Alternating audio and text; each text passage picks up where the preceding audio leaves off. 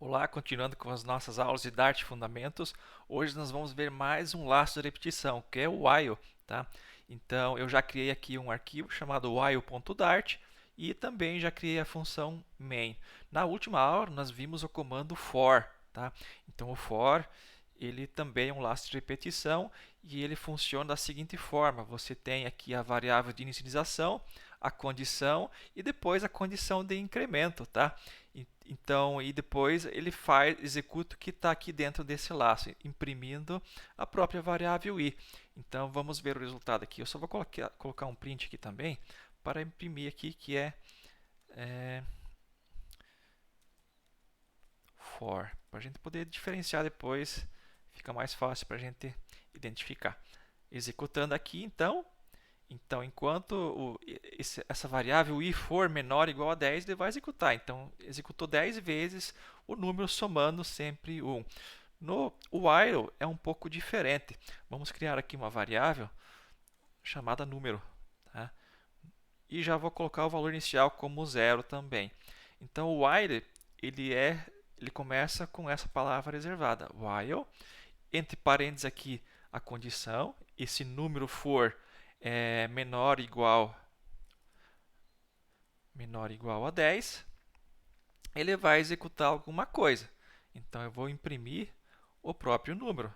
Tá? Número. Mas eu preciso fazer com que ele incremente um número. Tá? Diferentemente do for, que tem tudo no início, no while não. Você precisa fazer essa condição de incremento aqui embaixo. Então, eu vou colocar aqui número mais. Assim, a cada vez que ele passar pelo while, ele vai incrementar um número nessa variável. Se eu não colocasse isso, ele ficaria aí num loop infinito, trazendo problemas aí, travando até o computador. Então, por isso que a gente precisa colocar a condição de incremento aqui no final, depois que ele executou o que ele precisa fazer, que no caso nosso aqui é imprimir o número. Então, vamos ver o resultado. Antes disso, deixa eu copiar aqui. Eu também vou imprimir a mensagem aqui, que esse aqui agora é o while.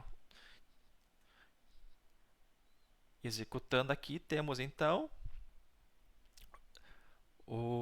os números de 0 a 10, que é do for, e aqui o mesmo resultado fazendo o laço de repetição com o while. Tá? O while é o seguinte, então ele analisa a condição, né, e depois ele executa. Nós temos também o do while, que ele faz o contrário, ele executa e depois ele verifica a condição. Vamos ver como é que funciona o do while. Tá? Eu vou criar aqui uma outra variável chamada idade, igual a zero. Vamos inicializar ela com zero também. Então, no do while, a gente começa, a estrutura é diferente. Eu começo com o do, tá?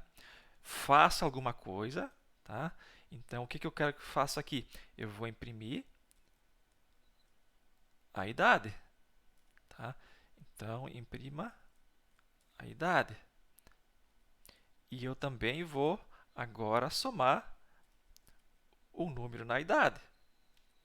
Então, se a idade for zero, esse idade mais faz 0 mais 1 igual a 1. Então, ele sempre vai somar 1, igual aqui em cima, tá? Só que ele é declarado aqui. Então, é dessa forma que a gente faz o do while, tá? Então, aqui embaixo vai o while, então, né? A condição ela é checada depois que você executa. Então, idade for menor ou igual a 18, vamos colocar assim, maior de idade, né? Ponto e vírgula. Então, sendo assim, ó, ele vai pelo menos passar aqui uma vez. Por quê? Porque a condição ela é checada depois. Então, essa estrutura ela é importante quando você precisa no seu código aí no dia a dia que ele passe pelo menos uma vez nessa condição, tá? Então, aqui ele não passa. Se a condição for satisfeita, ele já não vai entrar. E aqui não, só vai passar, ele vai passar a primeira vez. Por quê? Porque a condição só é checada aqui embaixo. Então ele garante assim que ele passe pelo menos uma vez. Vamos executar agora aqui. Eu vou colocar antes aqui print com o do while para a gente poder diferenciar. Então, do while. Executando, vamos ver o resultado.